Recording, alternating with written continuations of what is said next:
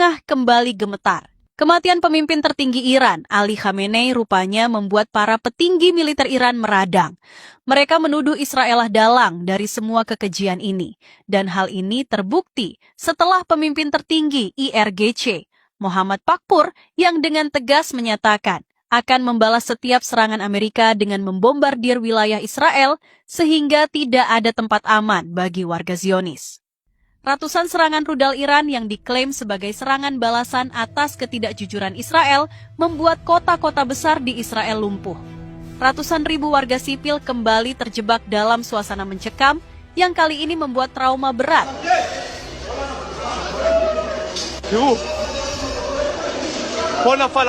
Ini bukan hanya sekadar konflik, ini adalah pertempuran yang akan dicatat sejarawan dunia sebagai sebuah peristiwa terbesar yang terjadi di kawasan yang selalu jauh dari kata damai.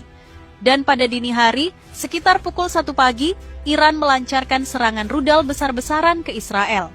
Iran meluncurkan sekitar 200 rudal balistik hanya dalam waktu 2 jam. Langit Israel dipenuhi jejak rudal yang menyala-nyala seperti meteor kiamat. Sistem pertahanan udara Israel yang memang dari awal sudah kelelahan tak mampu menghadapi hujan rudal balistik Iran yang tiada henti.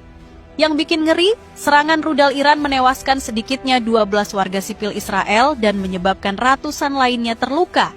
Kehidupan masyarakat Israel praktis lumpuh total. Ribuan warga Israel panik dan mengungsi ke bunker-bunker bawah tanah untuk mencari tempat aman. Tapi tunggu dulu, sepertinya bunker-bunker pun tak menjamin warga Israel bisa aman sentosa. Buktinya, beberapa serangan rudal Iran melesat membelah bunker-bunker rahasia Israel yang selama ini dianggap tak tertembus, sehingga menjadi puing-puing berserakan. Namun yang bikin kita semua terhentak bukan cuma kehancuran bunker-bunker itu, tapi reaksi mengejutkan dari jutaan warga Israel yang turun ke jalan dengan teriakan yang sama. Tolong, stop perang sekarang juga.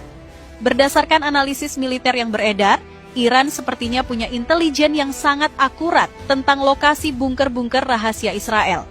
Spekulasi mengatakan bahwa ada kemungkinan bocornya informasi dari dalam atau Iran punya teknologi satelit yang lebih canggih dari perkiraan. Meskipun militer Israel mengklaim serangannya menargetkan fasilitas produksi alat sentrifugal dan beberapa lokasi pembuatan senjata di area Teheran. Tapi nyatanya Iran masih bisa membalas dengan serangan yang sangat dahsyat dan presisi. Yang bikin makin penasaran, Iran ternyata mampu membalas serangan Amerika Serikat ke 3 fasilitas nuklir mereka dengan merudal pangkalan militer Amerika. Ini menunjukkan bahwa Iran punya kemampuan untuk melawan siapapun termasuk Israel dan juga sekutu terbesarnya, Amerika Serikat.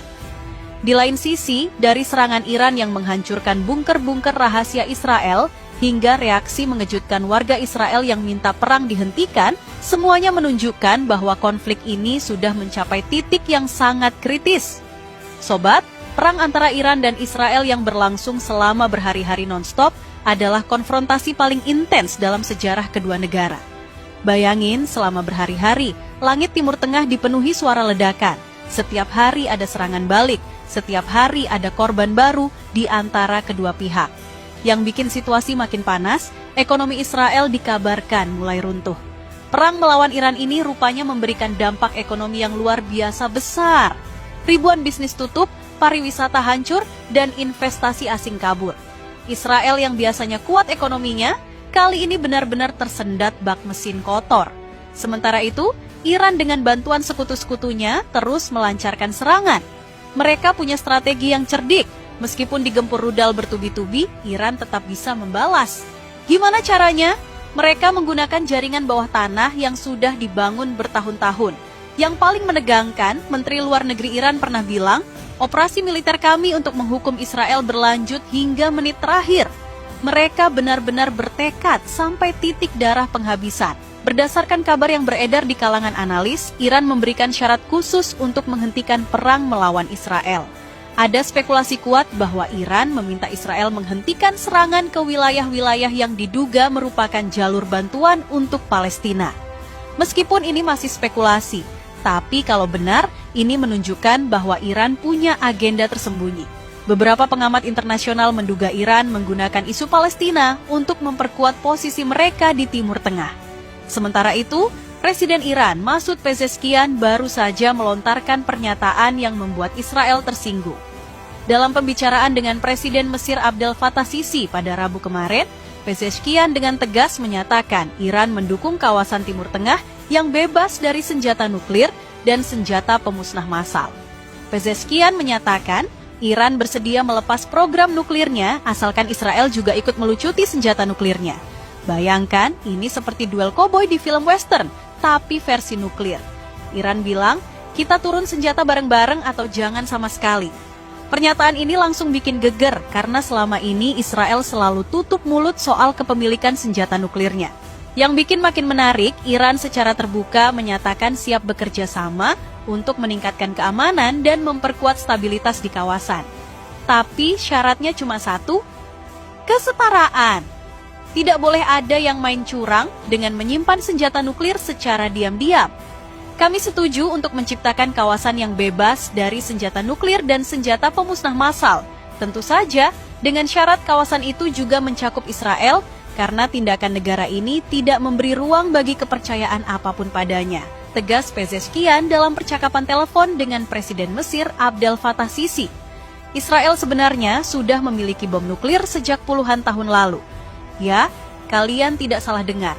Ironisnya, Israel yang punya senjata nuklir malah ketakutan setengah mati sama Iran yang belum punya bom atom.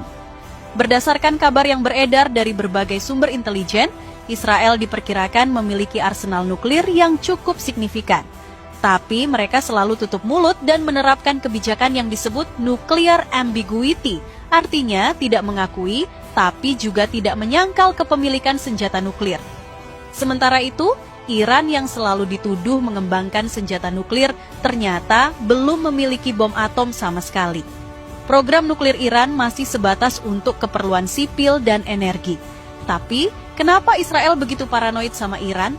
Jawabannya sederhana. Israel ingin menjadi satu-satunya negara di Timur Tengah yang punya senjata nuklir. Mereka takut kehilangan monopoli kekuatan nuklir di kawasan. Di lain sisi, Amerika Serikat dan negara-negara Barat juga terkesan sangat ketakutan dengan potensi senjata nuklir Iran. Mereka takut Iran bakal jadi ancaman bagi Israel dan stabilitas kawasan. Tapi ironisnya, mereka tutup mata sama kepemilikan nuklir Israel yang sudah puluhan tahun tidak transparan. Intelijen terbaru melaporkan bahwa serangan Amerika ke fasilitas nuklir Iran belum bisa menghancurkan komponen inti program nuklir mereka. Material uranium yang diperkaya masih ada dan bisa dikembangkan kapan saja. Penasihat pemimpin tertinggi Iran bahkan bilang dengan tegas, bahkan jika situs nuklir dihancurkan, permainan belum berakhir.